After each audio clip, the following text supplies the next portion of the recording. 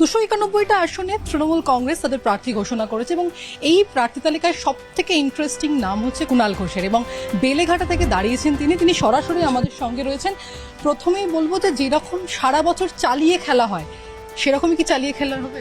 না, এখানে ব্যক্তির ব্যাপারটা আমি দেখছি না। আমি মাননীয় নেত্রী মমতা বন্দ্যোপাধ্যায়কে আন্তরিক ধন্যবাদ আমার উপর আস্থা রাখার জন্য, আমাদের ক্যাপ্টেন অভিষেক বন্দ্যোপাধ্যায়কে ধন্যবাদ, দলের নেতৃত্বকে ধন্যবাদ। তার কারণ এই জায়গাটায় এই ভূমিকায় আমায় খেলার সুযোগ দিচ্ছেন। তো এবার আমি একজন সৈনিক কর্মী। অ্যাকচুয়ালি আমরা কেউ প্রার্থী, কেউ হয়তো প্রার্থী নই, কারণ প্রার্থী সংখ্যা তো মাত্র ওই কজন হবে, কিন্তু সারা বাংলায় তো কোটি কোটি কর্মী, সমর্থক, শুভানুধ্যায়ী। তো আমরা আমাদের লক্ষ্য সবার হচ্ছে, কেউ প্রার্থী নই, বাট আমরা সবাই কর্মী এবং আমাদের লক্ষ্য হচ্ছে মমতা বন্দ্যোপাধ্যায়কে জিতিয়ে আনা। মমতা বন্দ্যোপাধ্যায়ের নেতৃত্বে চতুর্থ মামাটি মানুষের সরকার, বিজেপিকে, সিপিএমকে হারিয়ে দেয়া। এবং আমরা খুব কনফিডেন্ট যে 2026 সালে 226 আসনের বেশি মমতাদি জিতবেন, ইফ নট 250+। তো আমাদের কাজ হচ্ছে ইলেকশনে মানুষের আশীর্বাদটা নিয়ে আসা। আমরা এক একজন মমতা বন্দ্যোপাধ্যায়ের প্রতিনিধি, ফলে এখানে খুব ইন্ডিভিজুয়ালিস্টিক সত্তা নিয়ে আমি এই ব্যাপারটায় কথা বলছি না। আপনি বললেন বিজেপি সিপিআইএম এর কথা এবং বারংবার আপনাদের দলকে শোনা গেছে নির্বাচন কমিশনের বিরুদ্ধে একাধিক অভিযোগ আনা যে ফেয়ার প্লে হচ্ছে না।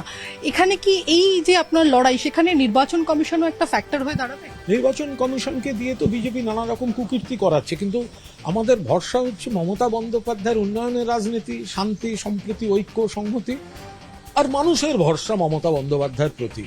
আর আমরা মমতা বন্দ্যোপাধ্যায়ের প্রতিনিধি।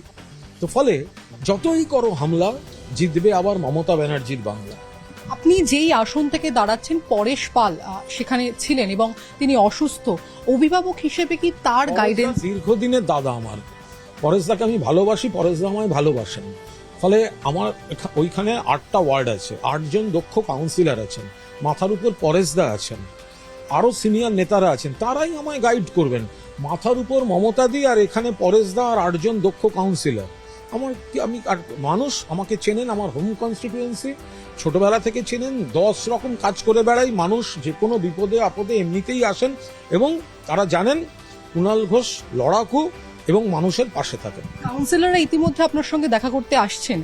আমি একটা বিষয় জানতে চাইবো যে ভোটের আগে সকলেই বলে আমি আমার ওয়ার্ডের জন্য বা আমি আমার বিধানসভার জন্য এই করব সেই করব, অনেক প্রতিশ্রুতি থাকে। আপনার এইটুকু বলছি যে আমি তো এগুলো করে দেখাবার এখনো সুযোগ পাইনি, কিন্তু আমি রাজ্যসভার সাংসদ ছিলাম। আমি অন্তত 100-র বেশি শিক্ষা প্রতিষ্ঠানকে উন্নয়নমূলক পরিকাঠামো করিয়ে দিয়েছি। উত্তরবঙ্গের কোচবিহারে একটা প্রত্যন্ত এলাকায় বুড়া ধরলা নদী বলে একটা বিরাট নদী আছে, তার উপর একটা গোটা সেতু এমপি ল্যাড থেকে করে দিয়েছি। সারা বাংলার প্রত্যেকটা জেলায় আমার এমপি ল্যাডের কাজ করা আছে। ফলে এদিক থেকেও কাজ কিভাবে করতে হয় মমতা বন্দ্যোপাধ্যায় সামগ্রিকতায় নেতৃত্ব দিয়ে শিখিয়ে দিয়েছেন, আর আমরা সীমিত যে জায়গায় সুযোগ পেয়েছি আমরা সেটা করেছি। আর আপনার বিরুদ্ধে যেই অভিযোগগুলো ওঠে এবং বিভিন্ন ডিবেট শোতে আমরা দেখেছি, সেই অভিযোগগুলো কিভাবে? আমি কেন খেলতে যাব? যারা আমার রাজনীতির যুক্তিতে পারে না তারাই তো সেগুলো টানে। আমি জ্ঞানত কোনো অন্যায় করিনি, সেটা কোর্ট জানেন বলেই তো আমি মাথা উঁচু করে ঘুরে বেড়াচ্ছি। যারা দেখবেন আমার সঙ্গে তর্কে যুক্তিতে পারে না, সঙ্গে সঙ্গে ফিরে যায় প্রিজন ভ্যানে। আরে ভাই, প্রিজন ভ্যান একটা কঠিন দিন ছিল, তার থেকেও কঠিন হচ্ছে ওই ফেজ পার করে কামব্যাক।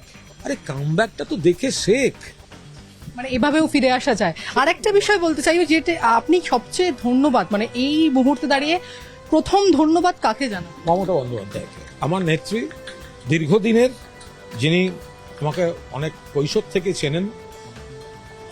মমতা বন্দ্যোপাধ্যায়কে ধন্যবাদ জানাবো এবং নিশ্চিতভাবেই আমার আজকের নেতা অভিষেক বন্দ্যোপাধ্যায়। এতক্ষণ ধরে কুণাল ঘোষের সঙ্গে কথা হলো এবং তিনি বেলেঘাটার তৃণমূল প্রার্থী। সামনে অনেক বড় লড়াই, অনেক বড় যুদ্ধ তিনি বলেন, কিন্তু সেই যুদ্ধে কিন্তু তিনি কনফিডেন্ট, তিনি তেমনটাই বলে গেলেন। ক্যামেরায় গোপালের সঙ্গে প্রীতি, নিউজ 18 বাংলা, কলকাতা।